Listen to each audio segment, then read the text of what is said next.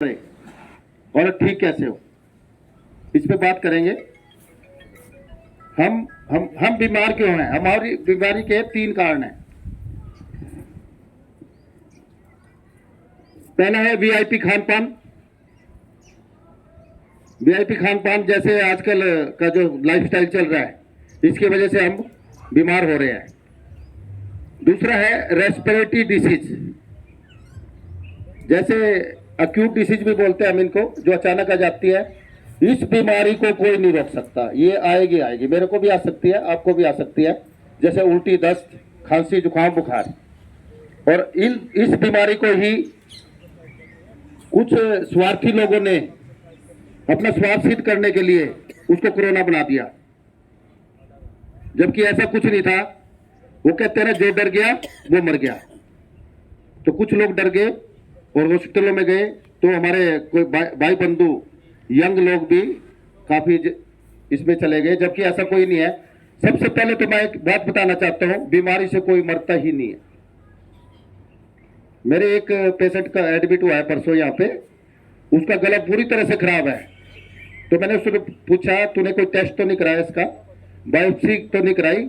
अगर बायोप्सी कराते तो डेथ हो जाती उसकी। और वो भी आज बिल्कुल नहीं बोल पा रहा था, कल वो बोलने लग गया। तो बीमारी से कोई ही नहीं मरता है, चाहे वो कितना भी बड़ी बीमारी हो। इसलिए बीमारी से हमें कोई डरने की जरूरत नहीं है, उसके इलाज से डरना है। और तीसरा है ड्रग्स एडिड इलाज, जिसकी वजह से हम लोग बीमार हैं। उसका रीजन है, कभी भी कोई डॉक्टर साहब को एक एग्जांपल देता हूं, पैरासीटामोल सभी को पता है, डोलो, ये सारी अदर पैरासीटामोल सब यूज करते हैं। और अदर कंट्री के अंदर पैरासीटामोल की सिर्फ 6 टैबलेट दी जाती है आपको, उसके बाद उसका कोर्स पूरा हो चुका होता है। और हम लोग क्या करते हैं कि ना, जब तक ठीक नहीं होते खाते रहते हैं। और 7वीं टैबलेट आपको अगर वो दी जाती है ना, तो उससे आप बीमारी की तरफ बढ़ रहे हो, ना कि ठीक होने की तरफ। अभी एक बताता हूं मैं छोटी सी बात। मेरे बेटे को बुखार था, तो जनरली है ना, वो अपने आप ही घर पे ठीक कर लेते हैं। हम लोग है ना, हमारा पूरे का पूरा फैमिली कभी हॉस्पिटल से नहीं जाता है। और सबसे बड़ी बात है कि ये नहीं है कि पैसे नहीं है, पैसे इतने हैं कि अगर यूएस भी घूमना हो तब भी सोचना नहीं पड़ता। बच्चे इतने संपन्न है, तब भी है ना कोई हॉस्पिटल नहीं जाता है। तो सभी हमारी गाइडलाइन में रहते हैं और सभी ठीक कर लेते हैं अपने आप को। तो आप लोग भी सभी ठीक कर सकते हैं, कम से कम एक्यूट डिसीज के लिए। तो आज के बाद जो मेरे भाई बहन यहाँ अटेंड कर रहे हैं, जितनी भी एक्यूट डिसीज है, आपको किसी को हॉस्पिटल में जाना ही नहीं पड़ना। उसके मैं डेमो भी दिखाऊंगा आपको। तो 6 टैबलेट हैं, 7वीं आपका नुकसान की तरफ। यदि किसी कंट्री के अंदर उसको 7वीं टैबलेट डॉक्टर ने दे दी, तो उसको जेल है। और हमारे यहाँ पे आपको दवाइयों पे इतना डाल दिया जाता है, जब दवाइयां जैसे मैं ये कहता हूं कि कोई भी अगर एलोपैथ में इलाज करता है, तो उसको कम से कम अगर उसको टैबलेट जो रेकमेंड की गई है, सबसे पहले तो वो ब्रांडेड हो। दूसरा, वो टैबलेट के बारे में पढ़ो, गूगल पे जाओ, सब कुछ अवेलेबल है, किसी सोचने की जरूरत नहीं है। आपको इतना लिखा होगा कि इसकी डोज देख कितनी सकते हैं, उसके बाद की नेक्स्ट डोज हमें बीमार करती है। और हम लोग जैसे पेन किलर है आजकल, कई देखते हैं घुटने जोड़ों में दर्द है, पूरी बॉडी में पेन है, तो पेन किलर लगातार खा रहे हैं हम लोग। और हमारे हिंदुस्तान में 20% लोग, 100 लोग अगर बीमार होते हैं, अगर पेन किलर खाने वाले 20 लोग मर जाते हैं, उसमें से हर साल डेथ होती है। तो ये ड्रग्स एडिड इलाज भी हमारी एक बीमारी का कारण है। सबकी एक लिमिट है, चाहे वो आयुर्वेदा हो चाहे होम्योपैथिक हो। आयुर्वेदों में भी डोज होता है, 5 ग्राम देना है तो 5 ग्राम ही देना है उसको। अगर उसको 6 ग्राम देंगे ना, तो 6 ग्राम भी वो उसको नुकसान कर सकता है। हालांकि नुकसान नहीं होता है, फिर भी नुकसान तो है ही है। तो सब चीजों का फिक्स है टाइम। तो 3 कारण हमने बताए। सबसे पहले वीआईपी खान पान, दूसरा रेस्पिरेटरी डिसीज जिसको हम रोक ही नहीं सकते, तो इससे कोई डरने की जरूरत नहीं है। और तीसरा है हमारा ड्रग्स एडिड इलाज, अदरवाइज हमारी बीमारी का कोई कारण बनता नहीं है। तो इसके बाद हम आते हैं, एक एग्जाम्पल देता हूं मैं इसमें ड्रग एडिक्ट इलाज के ऊपर। एक अभी गर्मी आएंगी, गर्मियों में एक बीमारी आएगी, उल्टी, दस्त और साथ में पेट में मरोड़े उठते हैं। उसमें क्या करते हैं, हम फटाफट डॉक्टर्स के पास भागते हैं। तो किसी डॉक्टर पे जाने की जरूरत नहीं है। उसके लिए क्या करना है, उल्टी की एक लिमिट है, क्योंकि अधपचा खाना होता है, उसकी एक लिमिट है। उसको 5 से 7 मिनट में आपकी उल्टी बंद हो जाएगी। और लूज मोशन, जो लूज मोशन लगते हैं हमें, दस्त लगते हैं, उसकी कोई लिमिट ही नहीं है। तो उसके ठीक करने के लिए हमें क्या करना है, नेचुरोपैथी में हम ये वरदान मानते हैं, अगर किसी को उल्टी दस्त लगती है तो उसके बॉडी का जो एक्स्ट्रा जहर है, जो जहर है ना, वो बाहर फेंक देती है, तभी हमारे को लूज मोशन लगते हैं। तो इसके लिए 1 लीटर पानी गर्म करते हैं हम लोग। 1 लीटर पानी, जैसे ही उल्टी बंद होती है तो उसमें से 1 कटोरी में, बाउल में पानी लेते हैं और 1 सर्विस स्पून या टेबल स्पून या टी स्पून के साथ उसको पानी चम्मच से पिलाते हैं। जैसे ही वो चम्मच से पानी पीना शुरू करता है, वो पानी पूरा पीने के बाद जो बाकी का बचा हुआ पानी है, उस पानी के अंदर आधा नींबू निचोड़ेंगे और उस पानी को धीरे धीरे से उसको पिला देंगे। और जैसे ही वो पानी पूरा पी लेगा तो उसी टाइम लूज मोशन बंद। और आप ये देखना, आधे घंटे के अंदर आपके लूज मोशन भी ठीक, और आपकी उल्टी दस्त भी ठीक, और आपका पेट दर्द भी ठीक, तीनों के तीनों आधे घंटे में ठीक हो जाते हैं। उस दिन हमें क्या करना चाहिए, कोई दूध चाय नहीं पीनी है, कोई पका हुआ खाना नहीं खाना है। इसका 24 घंटे का हमारा रेस्ट होता है। और इस दौरान हमें फल और सलाद ज्यादा से ज्यादा खाने हैं। जैसे कब बहुत से गरीब लोग होते हैं, वो कहते हैं कि भाई इतने महंगे फल हम कैसे खाएं। तो एक फ्रूट ऐसा बनाया है परमात्मा ने, जो गरीबों का फल भी कह सकते हैं और अमीरों का भी फल है, वो बनाना, केला। केला एक ऐसा फल है जिसको स्टोर नहीं किया जा सकता, इसलिए वो हमेशा सस्ता रहता है, तो सभी खा सकते हैं। अगर 1 दर्जन केले, मान लो 100 रुपये दर्जन भी हो गए, तो 1 दर्जन केले में पूरा दिन का काम चल जाता है और उसमें वो ठीक हो जाता है। और जैसे सीजनल फ्रूट्स बहुत सस्ते होते हैं, जैसे तरबूज, खरबूज आजकल सीजनल है, वो काफी सस्ते होते हैं, तो वो हम खा सकते हैं।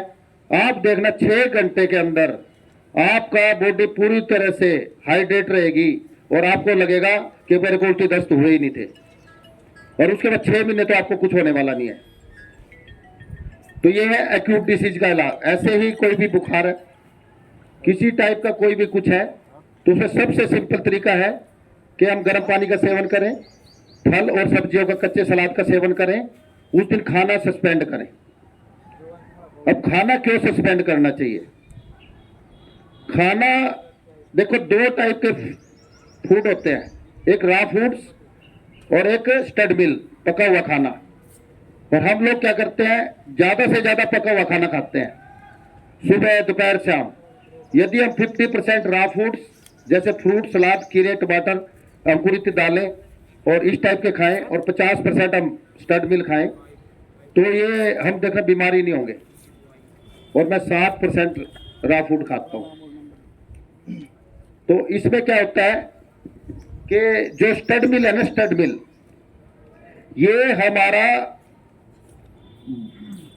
बॉडी के अंदर ऑब्जर्व होता है, ओनली ऑब्जर्व होता है। जितना भी पका हुआ खाना ऑब्जर्व होता है, हमारे शरीर के अंदर ऑब्जर्व होता है। और जितना रॉ फूड्स है वो सारा का सारा डाइजेस्ट होता है। चाहे वो कोई फल है, कितना भी मीठा फल है, उसके अंदर जो शुगर होती है ना, जो कहते हैं कि शुगर के पेशेंट को ये केला नहीं खाना चाहिए, आम नहीं खाना चाहिए। 1 किलो आम हर रोज खाना शुरू कर दे, 15 दिन में उसकी जो है ना शुगर नॉर्मल आ जाएगी। आम की बात कर रहा हूं मैं। तो हम ये कहते हैं कि यदि आपके डॉक्टर ने जो फ्रूट्स बंद किए हैं ना, आप वो खाने शुरू कर दो, आपकी मेडिसिन छूट जाएगी, आप ठीक हो जाए, डॉक्टर की जरूरत नहीं पड़ेगी। सिंपल सी बात बताता हूँ, बहुत से है ना पैसा भी खर्च होता है और आपके घर में इलाज है, तो सभी कर सकते हैं। और हमारे यहाँ पे जो शुगर के पेशेंट, इंसुलिन के पेशेंट, जिनको 50 यूनिट लगती थी, 3 दिन के बाद टोटल मेडिसिन 0। और सारा फ्रूट सलाद और सारे फल दिए हम देते हैं, केले सब देते हैं। बहन जी जो ये आपको करते हैं, मिसगाइड करते हैं, मैंने बोला तो है आपको कि जो वो फल आपके बंद करे ना, आप वो खाने शुरू कर दो, आपके उनकी दवाइयां छूट जाएंगी और आप ठीक हो जाओगे। सिंपल सा फंडा था। तो हम लोग जो आप लोगों के बीच में आते हैं तो यही बताते हैं कि आपको स्वस्थ रहना है, आपको बीमार ही नहीं होना, आप सभी स्वस्थ रह सकते हैं। आप अपने परिवार को स्वस्थ कर सकते हैं, अपने पड़ोस के लोगों को स्वस्थ कर सकते हैं। तो ये रहता है। दूसरा, अब 7 स्टेप कोर्स है, इसको जो हमने अभी बताया आपको, जो रॉ फूड है वो सिग्नल का काम करता है।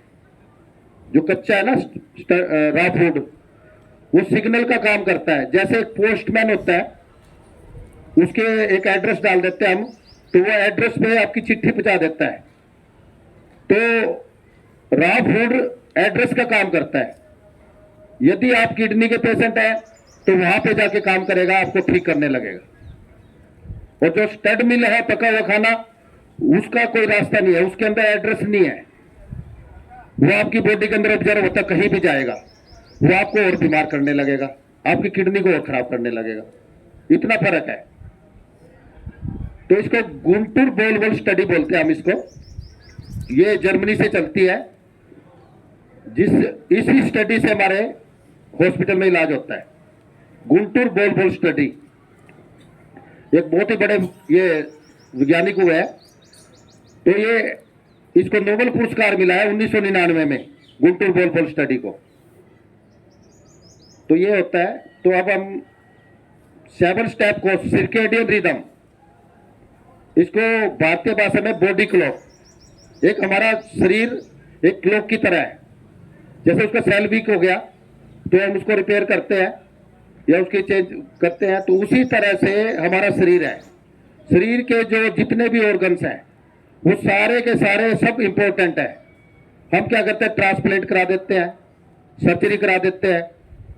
तो ये आपका एक अंग भी यदि शरीर का आपके बॉडी से बाहर होता है तो आप ये मान के चलो कि आपके जिंदगी भर के लिए आप बीमार हो गए। और नेचुरोपैथी के अंदर कोई ट्रांसप्लांट नहीं है, कोई सर्जरी नहीं है और कोई डायलिसिस नहीं है। यदि किडनी का पेशेंट हमारे यहाँ पे डायलिसिस वाला आता है तो 24 घंटे के बाद उसका डायलिसिस नहीं होता है, उसको डायलिसिस की जरूरत ही नहीं पड़ती। और कुछ ऐसा सिस्टम बन गया, अभी मैंने देखा एक किडनी के पेशेंट थे तो उनका डेली डायलिसिस करना शुरू कर दिया। तो मैंने कहा तो 4 दिन डायलिसिस ना करवा, तेरे को कुछ नहीं होने वाला है। उसने डेली पैसे कमाने शुरू कर दिए। तो एक पेशेंट करनाल से आया मेरे पास, उसका डेली डायलिसिस होता था, उसको बोल दिया कि भाई अब तो मैं और खर्च नहीं कर सकता। तो उसको बोल, देखो डेली डायलिसिस करता था डॉक्टर, तो उसको कहता मेरे पास इतना खर्चा नहीं है कि मैं हर रोज खर्च कर सकूं। तो उसने क्या किया, उसका डायलिसिस कहते तो हफ्ते में एक बार करा लियो, तब भी उसको कुछ नहीं हुआ। तो आपको डराने का काम होगा, तो कोई डरने की जरूरत नहीं है। तो मैंने पहला क्वेश्चन बोला कि बीमारी से कोई मरता ही नहीं है, उसके इलाज से मरता है। तो इसमें 7 स्टेप कोर्स है। तो सबसे पहला 7 स्टेप कोर्स में हम क्या करते हैं, स्वास्थ्य के 3 मंत्र हैं। इलेक्ट्रिकल बैलेंस, मैकेनिकल बैलेंस और केमिकल बैलेंस। तो इलेक्ट्रिकल बैलेंस में हम क्या करते हैं, अभी मैं देखता हूं जितने भी हमारे योगा क्लासेस लगती है, जितने भी हमारे भाई बंधु हैं, सब मैट पे बैठ के योगा करते हैं। तो मैं ये कहता हूं, यदि हम अपने खाली पैर इस जमीन से टच करेंगे तो आप देखना 1 घंटे के अंदर या हमारा 20% बॉडी पेन अपनी जमीन में खींच लेगी। वो किसी को अगर बॉडी पेन है, अभी मैं दिखाता हूं ये, तो इसको बोलते हैं जितना हमारे शरीर के अंदर एक्स्ट्रा करंट है। जैसे अभी मैं नंगे पैर पांव खड़ा हूं, तो जितना हमारा जमीन के अंदर करंट है ये मैट भी होते हैं, ये इसके अंदर तांबे की तार है, ये भी तांबे की तार है। तो ये 0 वोल्ट थेरेपी हमारे हॉस्पिटल में होती है। तो इससे भी हम, यदि किसी के घर में घास नहीं है, इसको खोल, तो जमीन, हमारा शरीर 5 तत्वों से बना है, आकाश, वायु, अग्नि, जल और पृथ्वी, और हम इन्हीं में सारा इलाज है। जमीन के अंदर इतनी ताकत है कि सभी को अपने पाँव में, यदि हम 2 घंटे अगर ऐसे खड़े रहते हैं और उसके बुरी तरह से उसमें दर्द है, बॉडी पेन कर रही है, तो 2 घंटे के अंदर उसका 50% दर्द खत्म हो जाएगा इस घास पे खड़ा होने से। तो ये जैसे ये भी जमीन में गाड़ दिया मैंने इसको, अब ये मेरा इलेक्ट्रिकल बैलेंस हो रहा है, इससे भी हो रहा है। ये जमीन में गाड़ दिया है क्योंकि तांबे की तार है, जमीन में मेरी बॉडी का करंट सारा जमीन में जा रहा है और इसका 0 वोल्ट हो रहा है। मेरी बॉडी का जैसे ही 0 वोल्ट होगा, अभी हम चेक करेंगे तो 0 वोल्ट होगा तो हमारा शरीर ठीक होने लगेगा। इसको अर्थिंग मिलेगी, अर्थिंग बोलते हैं हम इसको। तो ये पहला स्टेप है कि 0 वोल्ट थेरेपी सभी कर सकते हैं।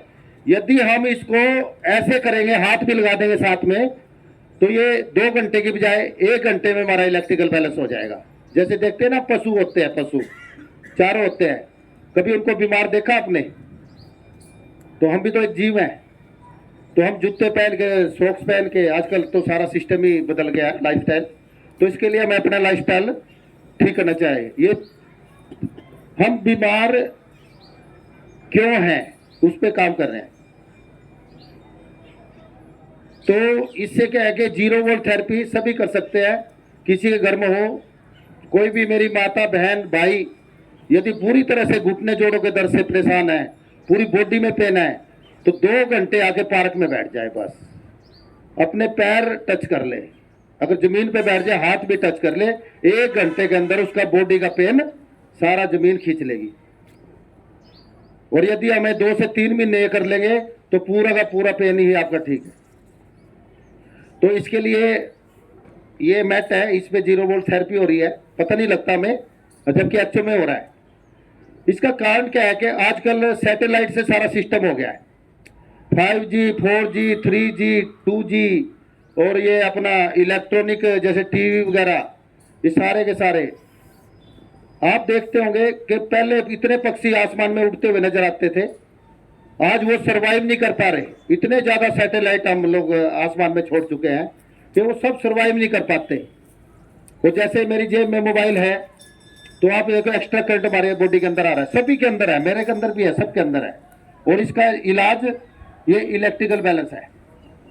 तो इसलिए कम से कम कोशिश करनी चाहिए कि हम नंगे पांव चलें, या अपने घर पर भी कर सकते हैं 0 वोल्ट थेरेपी का सिस्टम।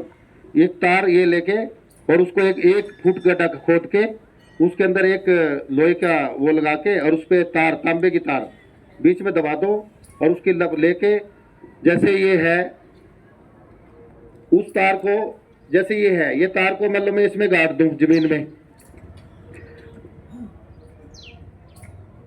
ये मैंने लगा दिया, और मेरे को गैंग्रीन है। गैंग्रीन समझते हो? कुछ लोग समझते होंगे, कुछ नहीं समझते होंगे। गैंग्रीन क्या है कि जो चोट ठीक ही नहीं होती, जैसे शुगर के पेशेंट है, देखते होगा आपको, अंगलियां कटनी शुरू हो जाती है, वो उसको बोलते हैं गैंग्रीन, क्योंकि एक्स्ट्रा शुगर जमा होती है। और यदि उसका अंगूठा यहाँ से जख्म बन गया है और इसको यहाँ पे जख्म छोड़ के इसको लगा देंगे, और इसकी 0 वोल्ट थेरेपी होती है, 3 से 4 दिन में उसकी पपड़ियाँ उतर के एक साइड में हो जाएगी। कोई मेडिसिन की जरूरत नहीं, इतना जबरदस्त इलाज है इसका। और जो कहता है चोट ठीक नहीं होती, ये ठीक कर देगी जमीन आपकी। उसको खाली जमीन पे आके बैठना है, मैं जी, उसको कोई अंगूठे कटवाने की जरूरत नहीं है, कोई किसी चीज की काटने की जरूरत नहीं पड़नी, उसमें सिर्फ इस घास से आना है, जमीन के टच में आना है। तो ये 0 वोल्ट थेरेपी, इसको बोलते हैं हम इलेक्ट्रिकल बैलेंस। इसके बाद आता है मैकेनिकल बैलेंस। मैकेनिकल बैलेंस में 3 प्रकार के मैकेनिकल बैलेंस होते हैं। पहले होता है हॉट वाटर इमर्शन, गर्म पानी से इलाज।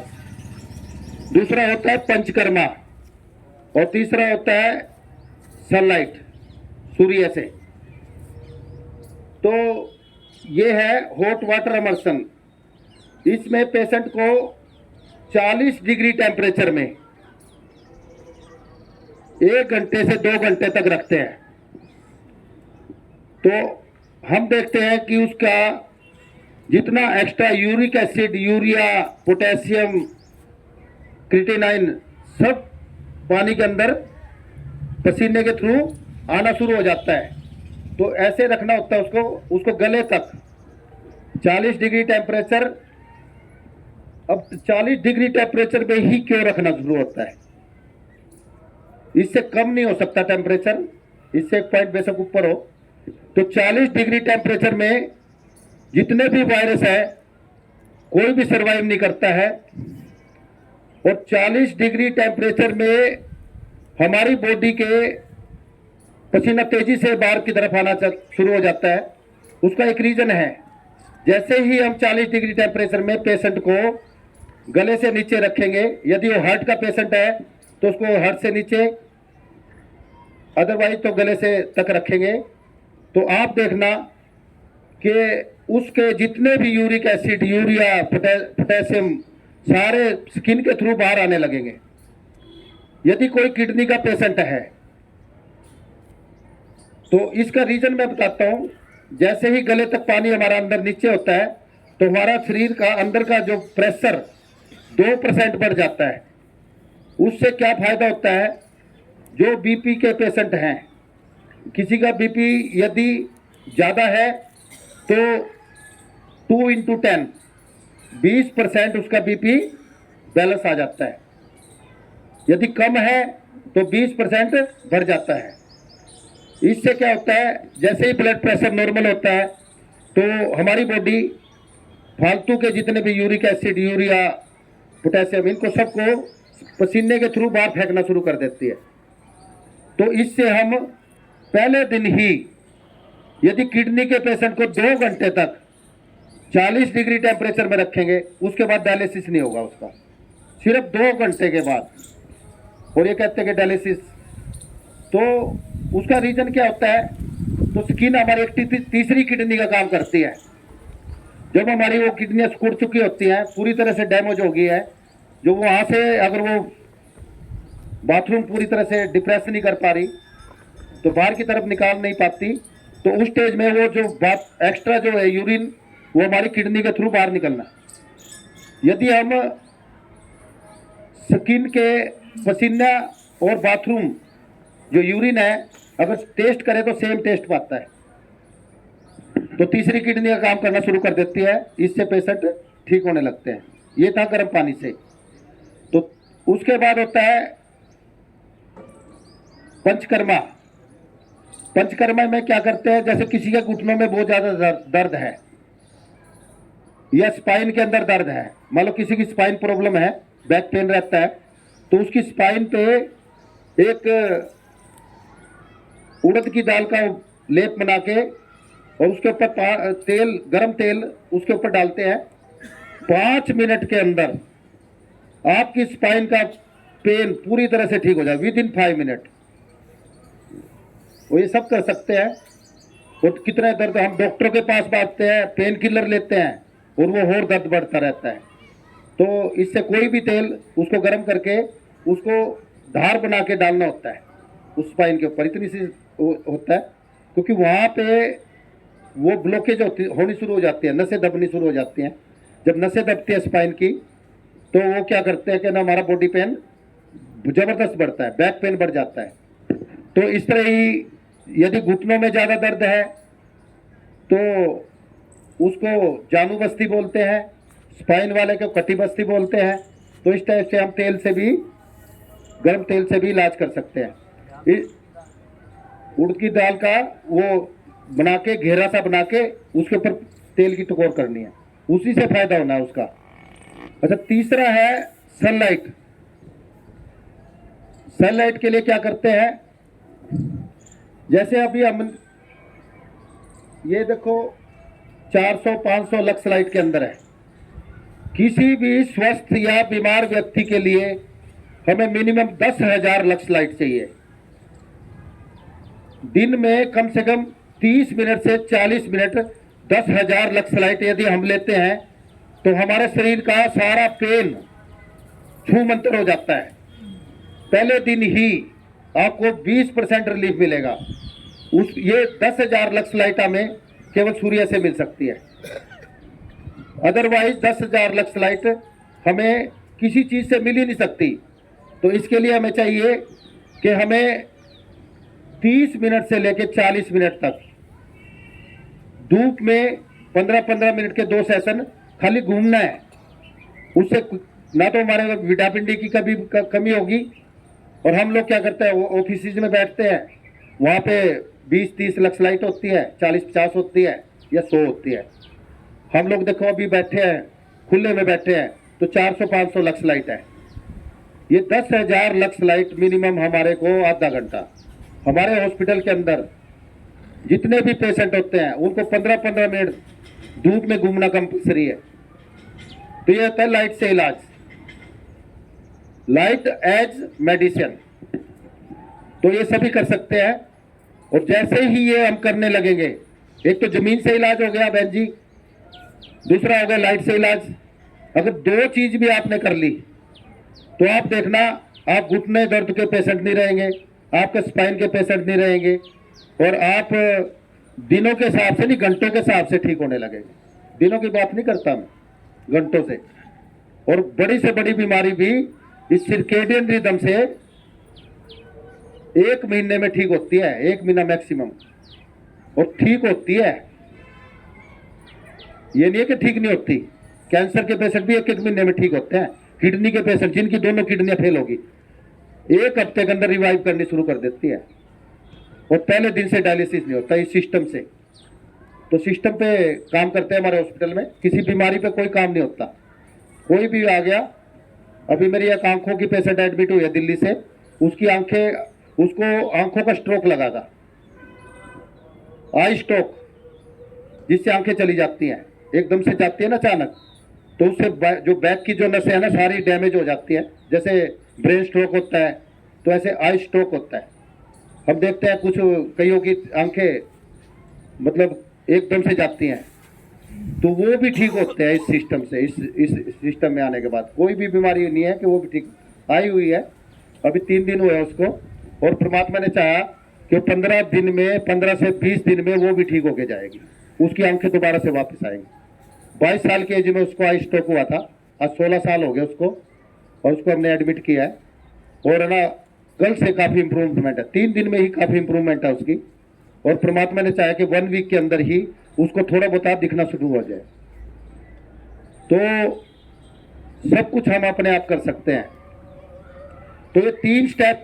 दूसरा मैकेनिकल बैलेंस आपने आपको बताया, इसमें हॉट वाटर इमर्शन, गर्म पानी से, पंचकर्मा, और तीसरा है सनलाइट, लाइट से कैसे इलाज करते हैं।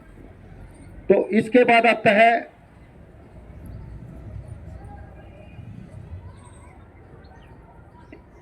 डीआईपी डाइट, मतलब केमिकल बैलेंस। तो केमिकल बैलेंस हम क्या कैसे कर सकते हैं, तो ये सबसे बड़ा है ये केमिकल बैलेंस। इसको चाइना स्टडी भी बोलते हैं, जर्मनी से चलती है चाइना स्टडी, और इसको एक नहीं कम से कम 10 बार नोबेल पुरस्कार मिल चुका है इसको। तो इसको बोलते हैं डीआईपी डाइट। इसमें स्टेप 1, यदि किसी व्यक्ति का बॉडी वेट 70 kg है, इंटू 10 इज इक्वल टू ग्राम, 700 ग्राम फल दोपहर 12 बजे तक खाएं। और आप देखना कि वो किसी भी बीमारी का पेशेंट है वो घंटों के हिसाब से ठीक होने लगेगा। 72 घंटे तक यदि हम डीआईपी डाइट को फॉलो कर सकते हैं, बीमार व्यक्ति के लिए बात बता रहा। डीआईपी डाइट का मतलब जितना है उतना तो कम से कम खाना है। तो इसका रीजन ये है कि अगर इतना खाते हैं तो इलाज है, इससे कम खाते हैं तो खाना है, इससे ज्यादा खाते हैं तो बढ़िया इलाज है। मिनिमम 700 ग्राम यदि 70 किलो वजन है फल। और दूसरा है लंच और डिनर। लंच और डिनर में क्या करते हैं, इसमें दो टाइप के फूड होते हैं। प्लेट वन, रॉ वेजिटेबल्स, कच्चे सलाद। यदि बॉडी का वेट 70 केजी है तो इंटू 5 इज इक्वल टू ग्राम, 350 ग्राम सलाद उसको खाना कंपलसरी है। इससे ज़्यादा खाएं तो बेटर है। और उसके बाद प्लेट टू, यानी कि पका हुआ खाना। यदि हम लोग इसको फॉलो करते हैं तो आप देखना, जो बीमार व्यक्ति है वो ठीक होने लगेंगे और जो स्वस्थ व्यक्ति है वो कभी बीमार ही नहीं होंगे। तो ये चाइना स्टडी है, सारे हमारा कुछ नहीं है इसमें। तो इसमें यदि कोई व्यक्ति बीमार है, जैसे क्रोनिक डिसीज, स्थायी बीमारी है, शुगर है, बीपी है, थायराइड है, दिल का मरीज है, या कैंसर का मरीज है, तो किसी भी टाइप का कोई मरीज है तो उसको माइनस प्लेट टू और उसको इंटू 10, 70 इंटू 10, 700 ग्राम फल और 700 ग्राम ही उसको सैलिड खाना है। तो आप देखना वो भी ठीक होने लगेंगे। तो ये केमिकल बैलेंस सभी कर सकते हैं। इससे क्या फायदा होता है, जितना भी हमारे शरीर के bad bacteria, uric acid, urea, potassium, creatinine, सब ऑटोमेटिकली बाहर होने लगेंगे और हम लोग दिनों के हिसाब से ठीक होंगे, महीनों के हिसाब से नहीं, दिनों के हिसाब से। 1 महीना लगेगा सिर्फ, नेचुरोपैथी में इतना दम है। तो सभी कर सकते हैं इसको। तो इसके लिए ये यदि कोई बीमारी से ग्रसित है तो उसके लिए माइनस प्लेट टू रहेगा कम से कम 1 वीक तक। और ज्यादा बीमार है, मान लो कैंसर का पेशेंट है या पैरालिसिस का पेशेंट है या थैलीसीमिया का पेशेंट है, जो भी खतरनाक बीमारी है, या वो क्या बोलते हैं, ये बोलते हैं ना जो हिलता है शरीर, हिलते रहते हैं ना किसी की बॉडी, पार्किंसन एक ऐसी बीमारी है, इनको 20 दिन तक, सिर्फ 20 दिन तक अगर उसको अल्कालाइन पे रखें, जैसे आंखों का स्ट्रोक है, ब्रेन स्ट्रोक है या पैरालिसिस का स्ट्रोक है, तो 20 दिन के बाद उनके स्ट्रोक ऑटोमेटिकली खुलने लगते हैं। कंडीशन ये है कि इतना लेना ही लेना है। तो ये बहुत ही बड़ा, लोग बीमारी ही नहीं होते हैं। और आप देखते होंगे अदर कंट्री में, आप जाके देखते हैं, कई कंट्रीज में हम लोग जाते रहते हैं, तो वहाँ पे लोग बीमारी नहीं होते। उसका रीजन है, उसका रीजन क्या है कि वहाँ एजुकेशन के अंदर हेल्थ एजुकेशन है। जो एजुकेशन हम आप लोगों को दे रहे हैं ना, ये एजुकेशन दे रहे हैं हम लोग आपको, स्पीच नहीं दे रहे। उनकी एजुकेशन में हेल्थ एजुकेशन है। उनके बच्चे को पता है कि मेरे लिए का क्या खाना बना है, क्या खाना है, क्या नहीं खाना। और उनके धर्म में हेल्थ एजुकेशन है। देखो, धर्म से भी उन्होंने हेल्थ एजुकेशन को जोड़ रखा है और एजुकेशन में भी हेल्थ एजुकेशन है, तो इसलिए वो बीमारी नहीं होते। तो हम लोग भी तो ठीक रह सकते हैं। तो क्या हम लोगों ने बीमारी का ठेका थोड़ा ना ले रखा, और हम लोग मेडिसिन के। इसका एक चीज बताता हूँ मैं आपको, 1917 से पहले हमारा हिंदुस्तान है ना बहुत बड़ा था। अफगानिस्तान भी हमारा, अफगानिस्तान, ईरान, सब हमारे हिंदुस्तान के हिस्से थे। और जितना बांग्लादेश, ये बर्मा वगैरह सारे, तो उस टाइम क्या था कि हम लोग बीमार नहीं होते थे, क्योंकि हमारा देश जो ऋषि मुनियों का देश था, वैद्यों का देश था।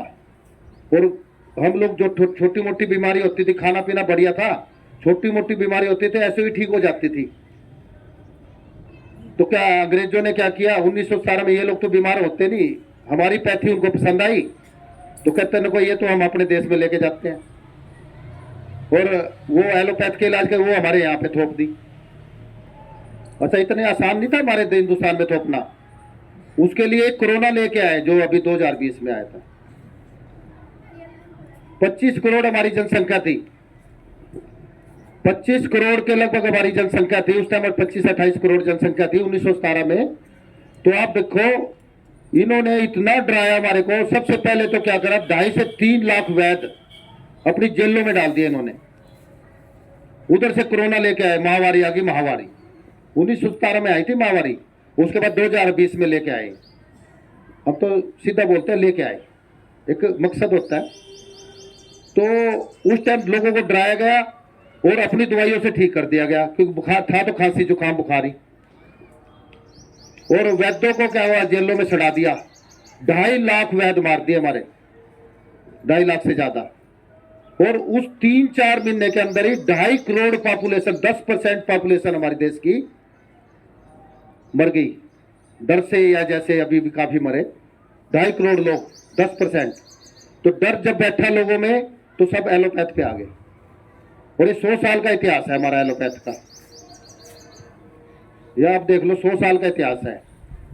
यदि हम लोग नेचुरोपैथी में ऐसे जाएंगे तो आपको मेडिसिन की जरूरत नहीं पड़ेगी, तो हम लोग सभी कर सकते हैं। तो ये था केमिकल बैलेंस। इसके बाद टाइम से कैसे इलाज करते हैं, टाइम। अभी लाइट से इलाज बताया मैंने, लाइट एज ए मेडिसिन और टाइम एज ए मेडिसिन। देखो मैं ये नहीं कहता कि आप जो मर्जी खाओ, आपका जो मन करे वो खाओ, कोई रोक टोक नहीं है कि ये नहीं खाना वो नहीं खाना। बस इतना है कि 50% कच्चा और 50% पका हुआ खाएगा वो तो बीमारी नहीं होगा। तो टाइम से कैसे इलाज होता है, यदि कोई स्वस्थ व्यक्ति है तो यदि वो 8 बजे खाना शुरू करता है और शाम को 7 बजे तक अपना मील ले लेता है 11 घंटे का, और 13 घंटे की वो फास्टिंग करता है, तो आप देखना वो बीमार होगा तो ठीक होना शुरू हो जाएगा, और स्वस्थ है तो स्वस्थ रहेगा, बीमार ही नहीं होगा वो। और यदि कोई क्रोनिक डिसीज है, जिसको स्थायी बीमारी जैसे शुगर, बीपी, थायराइड, तो उसको 7 बजे, अगर 8 बजे वो खाना शुरू करता है तो 6 बजे तक अगर वो खाना खा लेता है, अपना खाना कुछ भी खाए, कोई वो नहीं है, 6 बजे तक वो खाना खा लेता है, तो आप देखना उसके 14 घंटे की फास्टिंग में वो दिनों के हिसाब से ठीक होने लगेगा। क्योंकि वो जो फास्टिंग होती है ना, उसमें हमारी बॉडी सारा रिपेयर एंड मेंटेनेंस का काम करती है। और उस टाइम क्या करते हैं हम लोग, रातों को खाते हैं, दिन में सोते हैं, रात को जागते हैं, अपना लाइफस्टाइल बिगाड़ लिया। इसी को कहते हैं हम बीमार क्यों हैं, हम ठीक क्यों नहीं हो रहे, क्योंकि हमने अपना लाइफस्टाइल बिगाड़ लिया है। जैसे अभी घड़ी है मेरी, इस घड़ी में मैं अभी है ना 7 बजे है, 6:45 बजे है, तो इसको मैं अभी 2 घंटे आगे कर दूं या 2 घंटे पीछे कर देता हूं इसको। तो जैसे ही अब 5 बजा दिए, और जैसे ही 9 बजेंगे, अब मैं स्कूल में जब बच्चे को देके जाता हूँ तो स्कूल में बच्चा लेट हो जाएगा, ऑफिस में लेट हो जाएंगे, स्कूल वाले बच्चे को लेंगे नहीं, फिर किसी की सिफारिश लगाएंगे किसी हमारे बच्चे को ले लो। तो इसलिए अगर हम समय पे सारे काम करेंगे तो हम देखना कि हम लोग स्वस्थ रहेंगे। और सबसे बड़ी बात, जितने भी हमारे अंदर जिनस हैं उसमें रात का खाना लिखा ही नहीं है, क्योंकि हमारे जो अंदर है ना, आज से 2-2.5 लाख साल पहले ना तो अग्नि थी और ना ही इलेक्ट्रिसिटी थी। उस टाइम क्या करते थे, सनलाइट में हम काम करते थे, खाना पीना करते थे, और रात को हम रेस्ट मोड में जाते थे और हम बीमार नहीं होते थे। अब उल्टा चल रहा है सारा सिस्टम। शादी अभी रात को होती है, रात को 11-11 बजे खाते हैं हम लोग। और मैं एक बार शादी में चला गया दिल्ली, रात को 10:30-11 बजे पहुंचा, खा लिया, मेरा पेट खराब हो गया, क्योंकि मेरे को आदत है 7 बजे खाने की। वो लूज मोशन लग गए, और तो वहां से आया 2 बजे आया। मैं आपको बताता हूँ इंस्टेंट, ये बिल्कुल प्रैक्टिकल। 2 बजे मैं जैसे ही घर पे आया तो है ना, इतनी बुरी तरह से पानी गिरा मेरा कि मैंने कहा कि अब इसको ठीक करना जरूरी है। उससे अगले दिन, उसी दिन, वो तो नेक्स्ट डे तो आ सकता, 13-17 में मेरा सेमिनार था ऐसे ही, मगर सेमिनार की डेट फिक्स है और मैं बीमार हो चुका, तो सेमिनार भी लगाना है, तो इसको ठीक कैसे करना। तुरंत मैंने क्या किया, 1.5 लीटर पानी गर्म करा, और उस पानी को, जो अधपचा खाना था, यदि मैं उसको रोकता बीच में, उल्टी नहीं थी मेरे को उस टाइम, तो मैंने उसको क्या करा, 1.5 लीटर पानी पिया जबरदस्ती, और उसको अपने ब्रश के साथ सारा बाहर कर दिया। उसके बाद 1 लीटर पानी फिर पिया मैंने, और उसको फिर पिया, फिर उसको बाहर कर दिया, सफाई होगी। उसके बाद 1 गिलास गर्म पानी किया, उसमें नमक डालना होता है, सेंधा नमक, तो नमक डाला, 1 गिलास मैंने पानी पी गया। उसके बाद मैंने क्या किया, फ्रिज 1 खीरा और 2 टमाटर खाए, और बढ़िया नींद आई मेरे को। सुबह जैसे ही 5 बजे मेरे एम्प्लॉय ने मेरे को जगाया कि जी आज तो सेमिनार है, तो मैं कोई बात नहीं, चलते हैं। तो सुबह उठते ही मैंने 1 एप्पल खाया, पहले 2 टमाटर खाए, उसके बाद 1 एप्पल खाया, और उस दिन मैंने कोई खाना नहीं खाया पका हुआ, और मैं फिट था, कोई लूज मोशन नहीं, कोई कुछ नहीं। तो इससे बढ़िया इलाज है? कोई मेडिसिन नहीं, कोई कुछ नहीं। तो आप सभी कर सकते हैं। उस दिन के बाद आज तक मेरे को कोई लूज मोशन नहीं है, किसी टाइप की कोई वो नहीं है। तो हम लोग तो 2 घंटे में मैं बुखार ठीक कर देता हूँ, और 2 घंटे में आप ठीक कर सकते हो। सिर्फ सिस्टम यही है कि उस टाइम उसका सब कुछ है ना, दूध चाय खाना पीना बंद करो, किसी हॉस्पिटल में नहीं जाना, कोई मेडिसिन नहीं लेनी, और उसको क्या हुआ कि उसमें फल फ्रूट खाने खिलाने शुरू कर दो। अगर नहीं भी भूख हो, जबरदस्ती खाने, और खाने भी उतने हैं डीआईपी डाइट की तरह। यदि उसका वेट 70 केजी है तो 700 ग्राम फल खाने हैं उसमें, और 700 ग्राम ही सलाद खाना है। आप देखना, आपको ठीक होने से कोई रोक ही नहीं सकता। जितनी भी एक्यूट डिसीज तुरंत ठीक हो जाएगी। इसके लिए कार्ड अभी होता है हमारा। तो ये सारी चीज़ें होती हैं। तो जैसे अभी क्रोनिक डिसीज पे थे कि 10 घंटे के उसके अंदर खाना खा लेना चाहिए। इसके बाद है ना फैटल डिसीज, जैसे कैंसर है, किडनी फेलियर वाला है, या थैलीसीमिया वाला है, या पार्किंसंस वाला है, या पैरालिसिस वाला है। तो इनका खाना 8 घंटे के अंदर खाना है। उसको 10 बजे स्टार्ट करना है, और शाम को 6 बजे तक अपना मील समाप्त कर लेना है, और उसके बाद उसको गर्म पानी पे रहना है। तो इस दौरान यदि भूख लगे तो क्या करना है?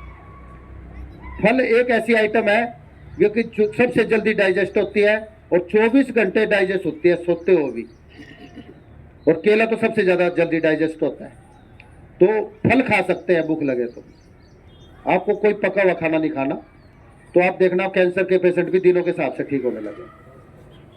तो ये था टाइम से कैसे इलाज करते हैं। स्वास्थ्य के 3 मंत्र बताए। तो एक 3 आइटमें हैं। दूध हमें क्यों नहीं पीना चाहिए? हम लोग क्या करते हैं कि दूध, गाय का भैंस का दूध खूब पीते हैं। जितने भी डेयरी प्रोडक्ट है उस सब के अंदर कोलेस्ट्रॉल है, और जितनी भी वनस्पति है उसमें कोई कोलेस्ट्रॉल नहीं है। और जितने भी पैक्ड फूड है, पैक्ड पैकिंग वाले नमकीने, बिस्किट, सारी चीजें हम स्वाद से खाते हैं, तो इसके अंदर भी कोलेस्ट्रॉल अपने आप बन जाता है। ये कोलेस्ट्रॉल को बढ़ावा देते हैं। तो दूध, यदि कोई व्यक्ति दूध छोड़ दे, खाली दूध छोड़ दे, उसका 4 दिन के बाद उसका इंसुलिन बंद हो जाएगा। उसको इंसुलिन की उसकी मजबूरी हो जाएगी इंसुलिन छोड़ना। तो शुगर के पेशेंट खाली दूध एक आइटम छोड़ने से आप ये देखना उसका इंसुलिन खत्म हो सकता है। टैबलेट तो छूटेगी छूटेगी।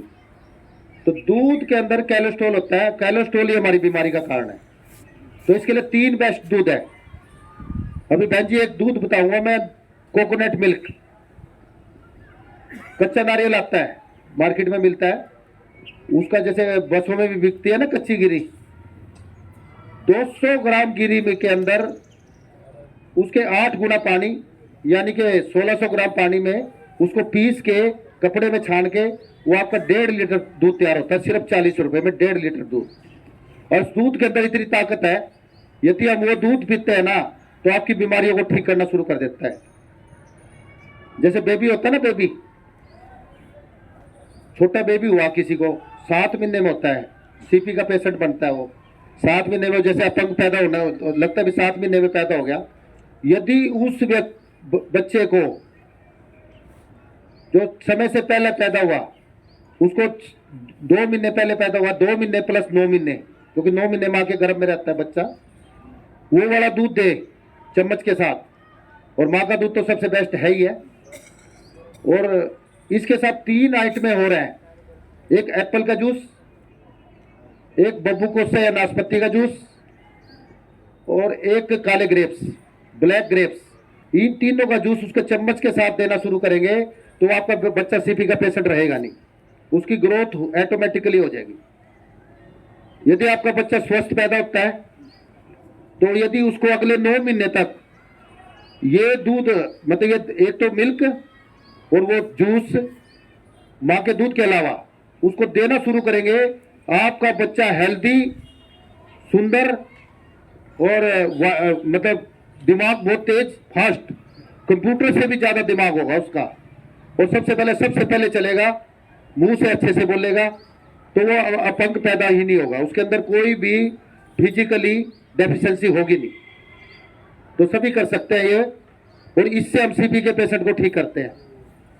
जो कहते हैं सीपी के पेशेंट ही, अच्छा मान लो 9 साल का सीपी का पेशेंट मेरे पास आया, वो जिद्दी होता है और वो कहता है मेरे को पिज्जा चाहिए तो चाहिए, और जबकि पिज्जा है ही नहीं। अदर कंट्री के अंदर, इंग्लैंड में मैंने देखा कि सीपी के पेशेंट को ऐसे ही ठीक करते हैं, सिर्फ 4 चीजों से। और पानी तो है ही है, फल फ्रूट तो जितने मर्जी दो, कोई दिक्कत नहीं है। तो ये 4 चीजें ही सीपी के पेशेंट को ठीक कर देते हैं। तो हमें सीपी का पेशेंट बनने ही क्यों देना है?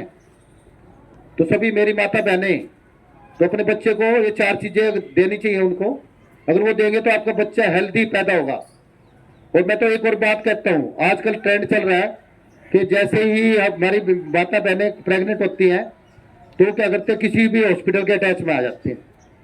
उनको कुछ नहीं करने की जरूरत है, आपका बच्चा बिल्कुल नॉर्मल होगा। उसके लिए क्या करते हैं, एक गन्ने का रस आता है, सभी बाजार में मिलता है गन्ने का रस। 1 गिलास 9 महीने तक उसको 1 गिलास रस का पिलाना शुरू कर दो। और एक कैल्शियम होता है, जैसे चूना भी बोलते हैं ना पान में डालने वाला, उसका 1 गेहूं के दाने के बाद बराबर उस गन्ने के रस में चम्मच के साथ मिला के, वो चूना मिला के, अगर किसी भी मेरी बहन मेरी माता को अगर वो पिला दी जाए तो नॉर्मल तो डिलीवरी होगी, बच्चा हेल्दी होगा और समय से होगा, और आपको किसी भी हॉस्पिटल की जरूरत नहीं है। देखो कर सकते हैं, गन्ने का रस कोई बड़ी बात नहीं है, इतनी ताकत है गन्ने के रस में। और जो मेरी माता बहन जिनको बच्चे पैदा नहीं होते हैं, ये कर ले 1 साल तक, उसके बच्चे पैदा होने शुरू हो जाए, तो उनको वो भी अच्छे से कर सकते हैं। तो आप लोग है ना अपने पड़ोस में सभी को एजुकेट कर सकते हैं इस चीज के लिए। तो ये आयुर्वेद का एक नियम है कि गन्ने का रस में बहुत ताकत है। बहन जी मेरी बात सुनो, अभी क्वेश्चन नहीं है, 15 मिनट का टाइम देंगे, उसमें आप क्वेश्चन करना। तो दूध जो है ना, इसके अंदर कोलेस्ट्रॉल होता है। सबसे बड़ी बात मैं आपको एक बात बताऊं, दूध हमारे पीने के लिए बना ही नहीं। कभी देखा आपने शेर हाथी का दूध पी रहा है? कभी सुना है? या घोड़ा भैंस का दूध पी रहा है? कभी सुना है? जिसका दूध है वो उसी के लिए बना है। जैसे माँ का दूध माँ के बच्चे के लिए बना है, न कि वो नहीं बना कि उसका दूध उस दूध को हम किसी पशु को पिला दें। तो दूध बना ही नहीं हमारे लिए, ये हार्ड फैक्ट है। आप एक चीज देखो ना कि भगवान राम को मानते हो सभी, अगर भगवान राम को अगर सही से हम फॉलो करेंगे ना तो हम बीमार नहीं हो सकते। ना तो उस टाइम दूध था, ना ही उस टाइम है ना अग्नि थी, और ना ही इलेक्ट्रिसिटी थी। सब कंदमूल ये फल वगैरह खाते थे और सभी स्वस्थ रहते थे। तो भगवान राम को अगर हम फॉलो करना सीख गए ना तो हम बीमार ही नहीं होंगे। तो उसको अच्छे से पढ़े भगवान राम को, तो आपको सब कुछ मिल जाएगा। तो वो खाते थे। तो इसके लिए दूध हमें नहीं पीना चाहिए। दूसरा आता है रिफाइंड ऑयल। रिफाइंड ऑयल हमें क्यों नहीं खाना चाहिए? देखो इसके अंदर होता है पाम ऑयल, और 50% तो हमारी सरकार ने परमिशन दे रखी, और 50% का ऑयल डालते हम उसके अंदर। जो पाम ऑयल जिन कंट्रीज के अंदर पैदा होता है बहन जी, वहां पे इससे ग्रीस बनती है, खाने के लिए बैन है वहां पे, और हमारे यहाँ पे खाने के लिए यूज करते हैं। इससे घुटनों जोड़ों के दर्द के, तो इससे भी कोलेस्ट्रॉल जबरदस्त मिलता है पाम ऑयल से। पाम ऑयल का एक ऐसा पौधा है जिसके अंदर कोलेस्ट्रॉल होता है वनस्पति में। तो और हम क्या करते हैं कि सभी रिफाइंड ऑयल खाते हैं, जितने भी मिठाइयाँ सारी रिफाइंड की है, और हम बीमार हो रहे हैं। तो रिफाइंड ऑयल को डिनाई करना चाहिए। सरसों का तेल बेस्ट है, कोई भी तेल सीधा, जिसके अगर रिफाइंड लग गया ना तो आप, मैं बता नहीं सकता, क्योंकि एक मेरे मित्र है वो अमृत वनस्पति में चार्टेड अकाउंटेंट जॉब करते थे। उन्होंने सिर्फ जॉब इसी वजह से छोड़ दी कि जो हमारे पास रिफाइंड ऑयल आता था उसमें 30% ऑयल था। उसकी वर्डिंग बता रहा मैं। कहते तेल सिर्फ 30% है, 50% सरकार ने परमिशन दे रखी और 20% वो आप अपनी मर्जी से ऐड कर देते हैं, और वो सभी रिफाइंड चल रहा है। तो हमें सीधा तेल, सरसों का तेल तो खा ही सकते हैं सभी, इससे बेस्ट तेल है ही नहीं कोई भी। तो इसलिए रिफाइंड ऑयल को मना करना चाहिए, क्योंकि पाम ऑयल बैन है। इसी तरह आयोडीन नमक, जहां पे -20 डिग्री टेम्परेचर होता है वहां पे आयोडीन की कमी होती है, और आयोडीन अगर हम ज्यादा खाते हैं तो हम फिजिकली वीक बनते हैं।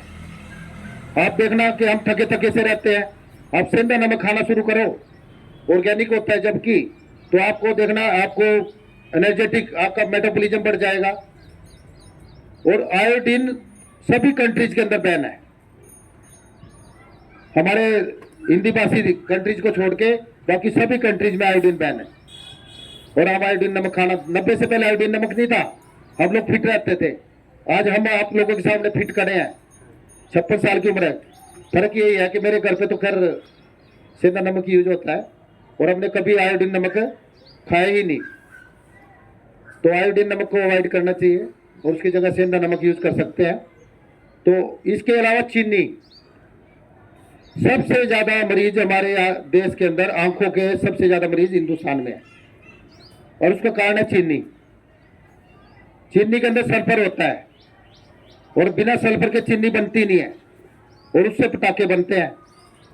तो आप देखो, चीनी को देसी खांड, गुड़, शक्कर या डले वाली मिश्री, धागे वाली मिश्री यूज करेंगे तो हमारी आंखें ऑटोमेटिकली ठीक होने लगेंगी। तो चीनी को भी हम अवॉइड कर सकते हैं। यदि चीनी यूज करनी है तो उसको गर्म करो, थोड़ा सा पानी डाल के उसके ऊपर की झाग, केमिकल्स को उतार के फेंक दो, तब चीनी को यूज कर सकते हैं। चीनी बनती तो गन्ने के रस से है, और चीनी एक ऐसी आइटम है जो कि सबसे ज्यादा मीठी हो जाती है सल्फर की वजह से। तो ये 3-4 चीजें हम अवॉइड कर सकते हैं। तो इसके बाद सबसे मेन पॉइंट आता है अब हमारा लिविंग वाटर। लिविंग वाटर, जैसे एक टमाटर होता है ना, टमाटर बहन जी, एक टमाटर के अंदर 95% लिविंग वाटर है, और जब बच्चा मां के गर्भ में होता है तो उसमें 95% लिविंग वाटर होता है। जैसे ही वो जन्म लेता है तो उसमें 85% लिविंग वाटर रह जाता है। जितने भी फल या सैलिड हैं सब में 85% लिविंग वाटर, चाहे वो एप्पल ही क्यों ना है, 85% लिविंग वाटर होता है उसके अंदर। और जैसे ही वो जन्म लेता है 85 रह जाता है, और जैसे ही वो यंग एज में आता है, जैसे हम सब बैठे हैं, तो 70% लिविंग वाटर हमारे अंदर है। और हम क्या करते हैं, आजकल आरओ का वाटर पी रहे हैं जो कि हमें बीमार कर रहा है। तो हमें लिविंग वाटर 2 चीजों से मिलता है, एक तो फलों से मिलता है, कच्चे सलाद से मिलता है, जो ओरिजिनल लिविंग वाटर है। तो मैंने बताया कि 50% कच्चा खाएं तो हमारा लिविंग वाटर प्रॉपर रहेगा, बीमारियां छूमंतर हो जाएंगी। दूसरा लिविंग वाटर हम अपने घर पे कैसे तैयार कर सकते हैं। 3 गड्ढे होते हैं। सबसे पहले छोटा गड्ढा, उससे नीचे, उससे बड़ा, और उससे नीचे पानी जिसमें स्टोर होता है। तो जो सबसे छोटे गड्ढे में 3 सुराख नीचे करते हैं, और उसके अंदर एक कपड़ा, मलमल का कपड़ा 4 तय करके मलमल का कपड़ा डाल देते हैं। उसके ऊपर मोटे पत्थर डालते हैं, फिर बजरी डालते हैं, फिर कोरसेंट, और फिर रेत, और अंत में लकड़ी वाला कोयला, लकड़ी का कोयला होता है ना, वो डालते हैं, और इसको 70% तक भरते हैं। और उससे जो नीचे वाला, बीच वाला गड्ढा है, इसी तरह उसमें सबसे नीचे 3 सुराख, फिर उसको कपड़ा डाल देते हैं 4 तय वाला, और उसके ऊपर पत्थर, बजरी, रेत, कोरसेंट और कोयला, वो 50% तक भरते हैं।